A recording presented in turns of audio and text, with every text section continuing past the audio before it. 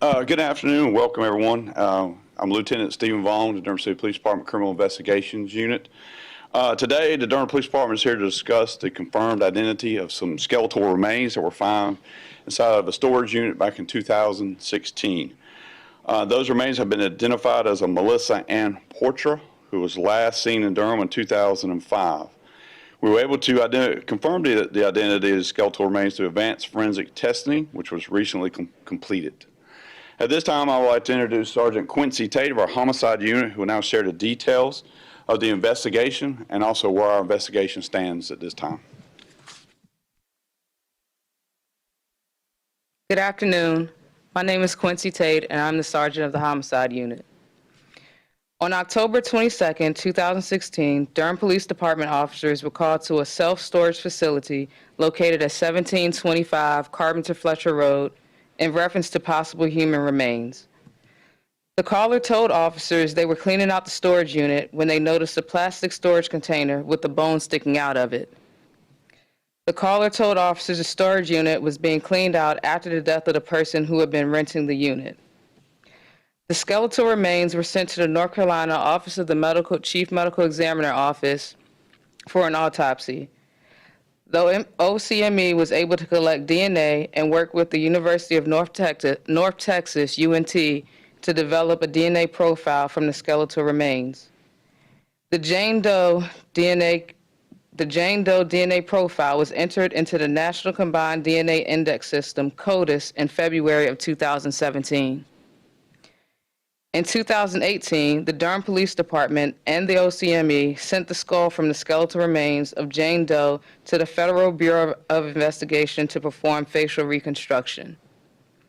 The FBI was able to complete the facial approximation and provided DPD with a possible image of Jane Doe. This image was released to the media in hopes of identifying Jane Doe, but investigators did not receive any viable leads. In 2020, the Jane Doe case was entered into the National Violent Criminal Apprehension Program, VICAP, which is a database designed to coordinate efforts between law enforcement agencies to share information about violent crimes, missing persons, and unidentified remains. In 2020, DPD investigators also reached out to Othram Lab in Texas to see about conducting more advanced forensic DNA testing. Othram is a forensic laboratory that builds profiles that can be used to identify victims or suspects. Othram specializes in challenging evidence in-house from DNA extraction and enrichment to sequencing and genealogy. While DPD investigators were looking into an unrelated case in the fall of 2020, they learned that Melissa Poitra had not been in contact with her family for many years after leaving North Dakota. Melissa Ann Poitra was last known to have been seen in Durham in late 2005. DPD investigators worked with the Poitra family to obtain DNA samples from family members of Melissa Poitra. On April 23, 2021, an independent company named DNA Solutions confirmed that the DNA samples for the Poitra family members were a match to the Jane Doe DNA profile and that the skeletal remains were of Melissa Ann Poitra.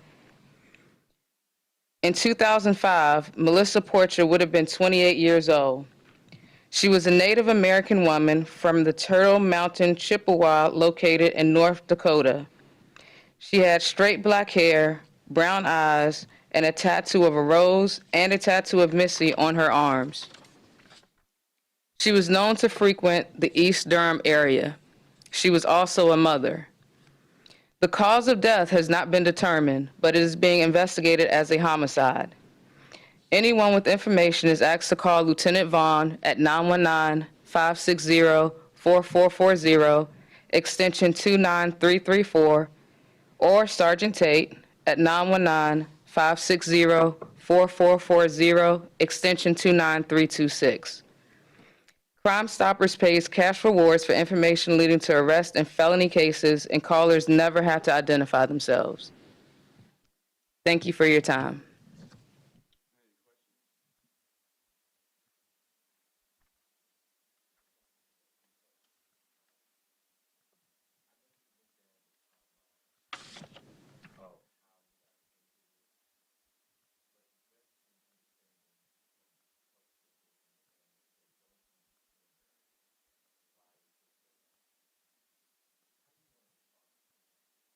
Sure, that's actually a really good question.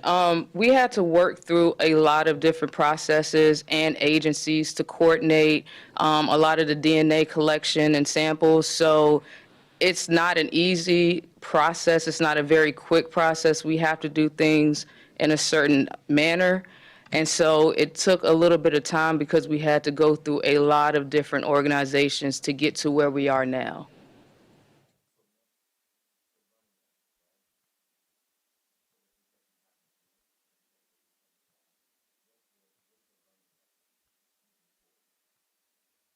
Each case is different. So I know for us, Othram came in towards the end. That is an agency that that can be used if other methods have failed. So I guess a learning lesson could be we could go to Othram if, CODIS doesn't work or some other avenues don't work.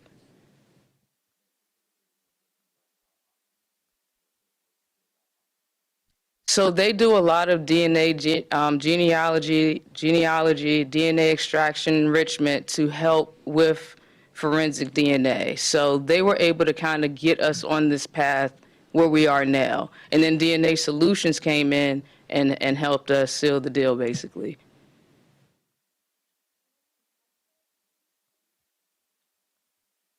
I do not want to get into if they're suspects or not because it's still an active case. And we are still working some leads.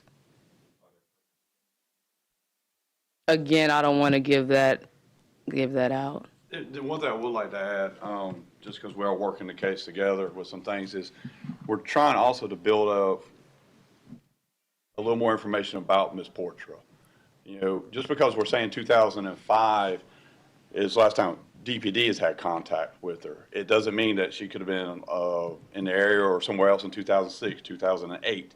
So the more we can learn about her and try to make those interactions, could we develop something? There are the people to talk to, yes, but do we know which way to go? Because we don't know. Did she have a boyfriend? Did she have other situations going on in her life that maybe we're not aware of? So that's one of the things why we're asking today is to help from the community to be able to come forward and say, oh, yes, I do know her, or I had an interaction with her, to tell us a little something about her. She was part of an incident report that's reported to the police department. As far as I would go with that, there's some information we want to keep so people can let us know about things. I want to make sure they're telling us details that only we know. The area that maybe she come to frequent too. That's one of the things too, trying to learn about her travels.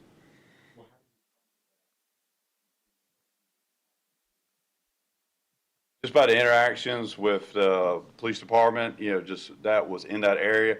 And also the travel registration from North Dakota was saying she was coming to the Durham area. So.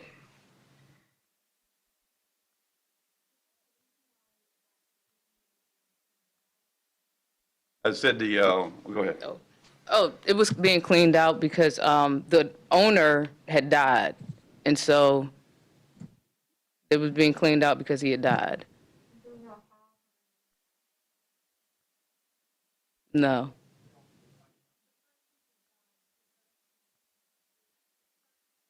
We're trying to keep a lot of that to ourselves right now because we don't want that to get out. If information comes in, we want to make sure that it's not something that we said to the public and now all of the information is coming back to us. So we do have a couple of leads on that, but again, I don't want to share, I can't share everything to protect the integrity of the case.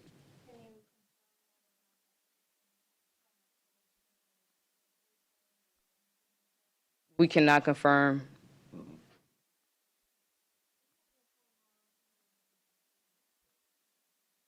We do not know.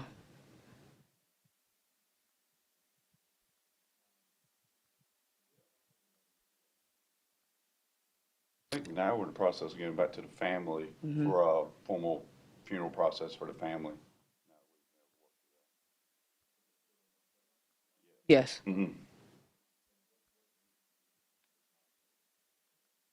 Medical examiner's office.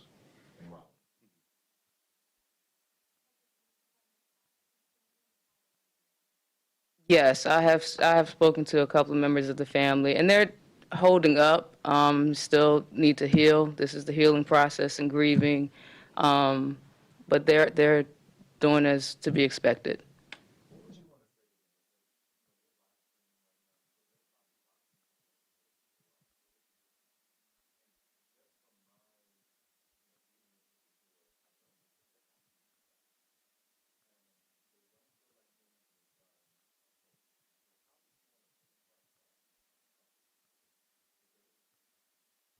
I would want them to call us, so that we could have a conversation and I can actually discuss more of what we did with the family.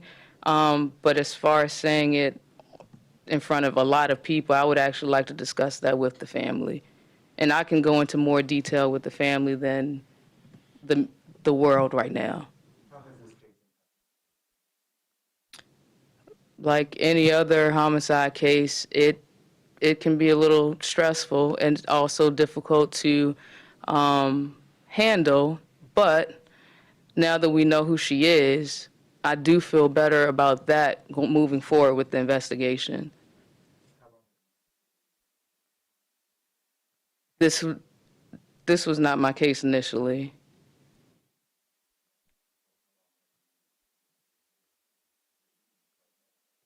Yes, so since February. Oh, I thought you meant like when back in 2016 when the remains were found. So since February of this year. Yeah.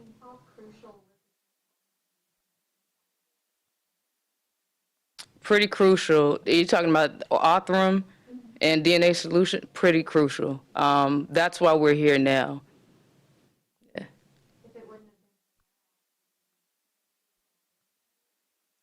Possibly later, but right now, between Othram and DNA Solutions, they helped out a lot. That's the reason why we are here now. So we're very thankful and grateful for those two.